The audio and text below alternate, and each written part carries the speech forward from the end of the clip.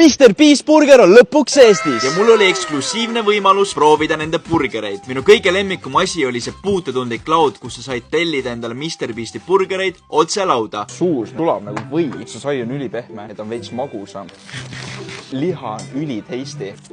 Ma ei saa aru, kuidas kõik nii pehme. I'll do it really soft. Come on, you know me. Ma kujutangi ette, et Ameerikas on nagu just sellised burgerid. Mr. Beast burgeri friikartulid, proovime ära. Sakilised.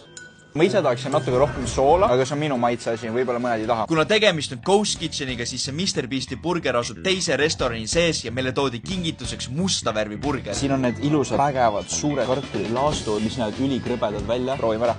Kartul on mega hea. Nüüd meil on siuke suur burger. Me oleme mitte kunagi musta värvi burgerit söönud, mis on väga huvitav.